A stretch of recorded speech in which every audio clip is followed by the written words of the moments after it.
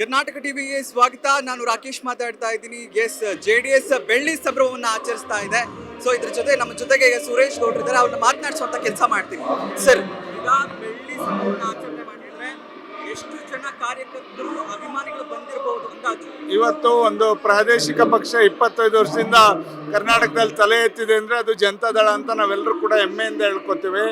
ಇದನ್ನು ಸನ್ಮಾನ್ಯ ದೇವೇಗೌಡರ ಮಾರ್ಗದರ್ಶನದಲ್ಲಿ, ಕುಮಾರಣ್ಣನ ನೇತೃತ್ವದಲ್ಲಿ ಇವತ್ತು ಒಳ್ಳೆ ರೀತಿಯಲ್ಲಿ ರಾಜ್ಯದ ಹಿತಾಸಕ್ತಿಯನ್ನು ಒಳಗೊಂಡಂತೆ ಜನತಾದಳ ಮುಂದೆ ಹೋಗ್ತಾ ಇದೆ. ಇವತ್ತು ಲಕ್ಷಾಂತರ ಜನ ಕಾರ್ಯಕರ್ತರು ಈ ಬೆಳ್ಳಿ ಹಬ್ಬ ಆಚರಣೆಗೆ ಇವತ್ತು ಹಾಸನಕ್ಕೆ ಎಲ್ಲರೂ ಕೂಡ ಎಲ್ಲ ಭಾಗದಿಂದ, ರಾಜ್ಯದ ನಾನಾ ಭಾಗದಿಂದ ಆಗಮಿಸಿದ್ದಾರೆ.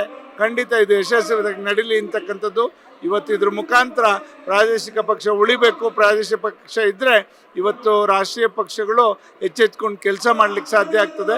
ಆ ನಿಟ್ಟಿನಲ್ಲಿ ಇವತ್ತು ನಮ್ಮ ರಾಜ್ಯದ ಹಿತಾಸಕ್ತಿ ಏನಾದರೂ ಕಾಪಾಡುವಂಥ ಯಾವ್ದಾದ್ರು ಪಕ್ಷ ಇದ್ದರೆ ಅದು ಜನತಾದಳ ಅಂತ ಹೆಮ್ಮೆಯಿಂದ ಹೇಳ್ತೀವಿ. ಸರ್, ಯಾವ್ಯಾವೆಲ್ಲ ತಯಾರಿಗಳು ನಡೆದಿದೆ ಈ ಸಮಾವೇಶಕ್ಕೆ? ಎಲ್ಲ ರೀತಿಯಲ್ಲೂ ಕೂಡ ಸನ್ಮಾನ್ಯ ರೇವಣ್ಣವರ ನೇತೃತ್ವದಲ್ಲಿ ಇವತ್ತು ಉತ್ತಮ ರೀತಿಯಲ್ಲಿ ಬಂದಂಥವ್ರಿಗೆಲ್ಲರಿಗೂ ಕೂಡ ಒಂದು ಒಳ್ಳೆ ಸಂಘಟನೆ ಆಗಿದೆ. ಖಂಡಿತ ಇದು ಯಶಸ್ವಿಯಾಗಿ ನಡೀತದೆ ಅಂತಕ್ಕಂಥದ್ದನ್ನ ಹೇಳಲಿಕ್ಕೆ ಬಯಸ್ತೇನೆ.